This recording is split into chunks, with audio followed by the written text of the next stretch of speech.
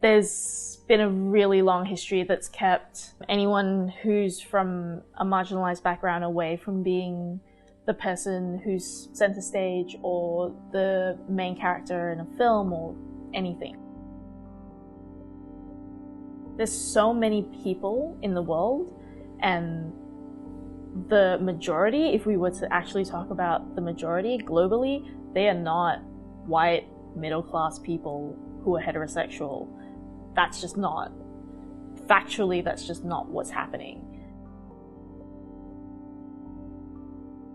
I didn't know I wanted to become a playwright. I thought I wanted to go into media and comms. And then when I was 16, I moved from Malaysia to go to school here.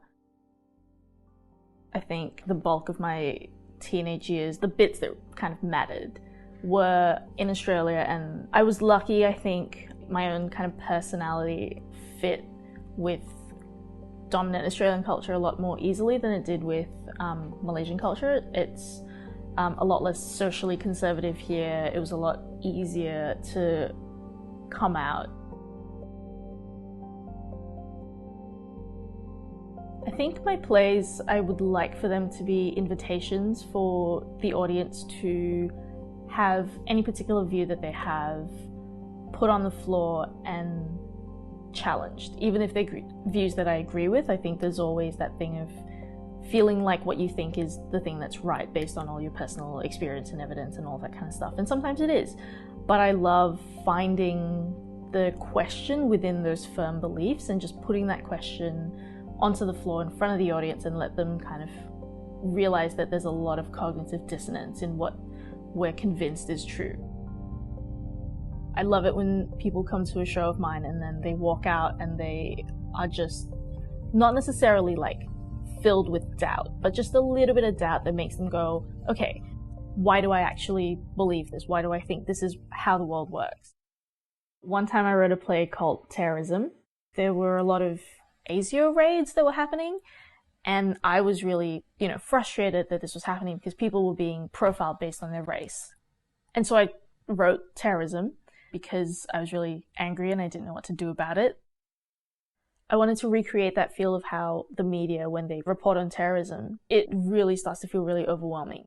I think the poetic style of the play meant that it came across as a really sometimes cold, intellectual reflection on those events. And I think there was someone who came to see the show, and after the Q&A session, they came up to me and they were just like, do you know that this is something that's actually happening to people? And I was like, yes.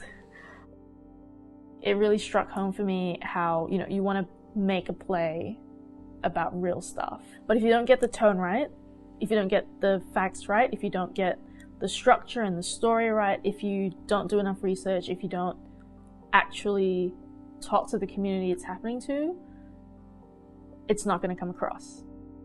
It can be really confronting for someone who is of that community to then come and see that show and feel like what's happening to them in reality is happening again when they come see that show that they hope might tell their side of the story. In early 2017, when we were trying to find another show that we wanted to make, the collective that I was working with, Discolor Nation, which was an ensemble of people of color, we wanted to move away from just making shows about race. We wanted to look at what the ensemble was interested in on a personal level. The thing about queer representation is that bulk of airtime that's given to queer representation is still led with white people. And so as a group of mostly queer people of color, we thought, what do we actually want to talk about? Can I just get you guys to come in a circle and sing it without doing choreo, and we'll just make sure that everyone knows exactly when they're coming in. It was a drunken meeting of Discolor Nation. We were at the Clyde, and we were tossing around a few ideas, and this is the one that we thought was really interesting because the cast was very into musicals and into comedy. And so we thought, well, that's it, isn't it? Musicals and comedy and gays. Our favorite things.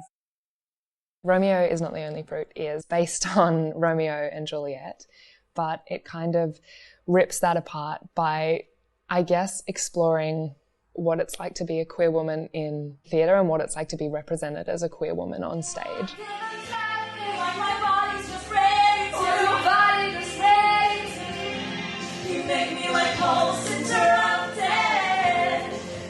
Juliet's a young adult coming into her own, and she wants to be a pilot.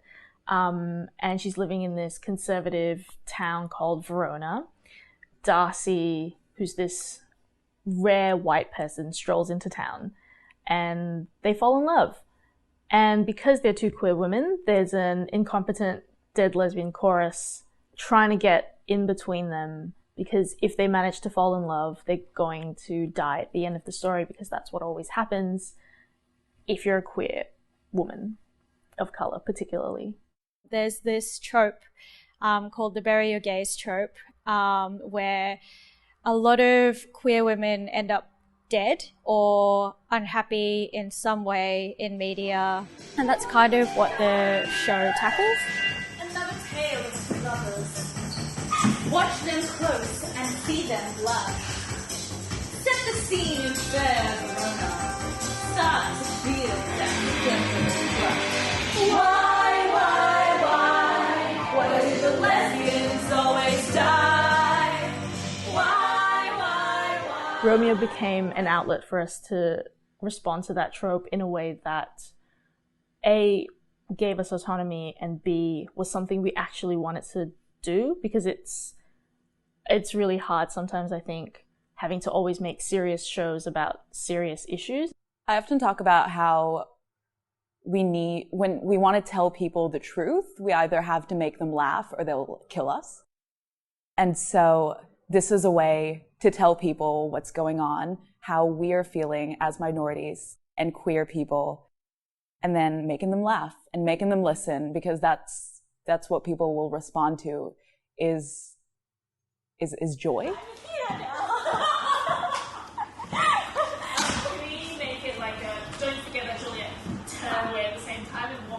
This process with Jean has been wildly different, not only in that we've had the creator in the room the whole time, but she's been executing her own vision, and even just the feel of the show. Most of the rehearsal rooms I've been in have been overwhelmingly white.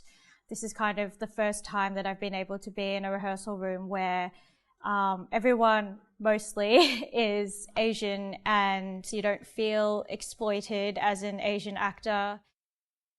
Representation of people of colour or queer representation, or really just minority groups, is generally abysmal, very sad, very, like, for me growing up, part of the reason it was so difficult for me to accept that I wanted to be an actor was because I never saw anyone that looked like me.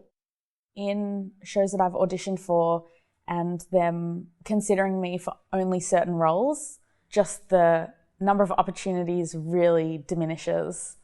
And they're not necessarily roles that are suited to my performance ability or my vocal type or anything like that. It's just merely, this is the person of colour role in this show, so this is what you're auditioning for. I have never been in a production where white people aren't the majority, which I think is saying a lot, because I've been a student and then working as an actor now for 4 years in Melbourne. So it's quite a unique opportunity to work on something where I am literally the token white person. It was absolutely a conscious choice for Jean, but it's also, I think, her most natural instinct is to work with people of color and people from a range of backgrounds, because that's who she's interested in elevating and cultivating their talent. The lack of diversity globally, I think, is finally, it's been a problem for decades and people have been fighting against it for decades. But I hope that we've reached a point where we've crested that wave and like it's really just uphill from here, I think.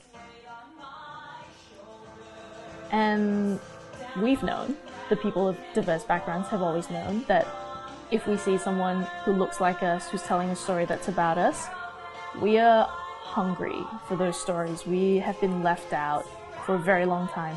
We're gonna go. We're gonna throw money to see those stories.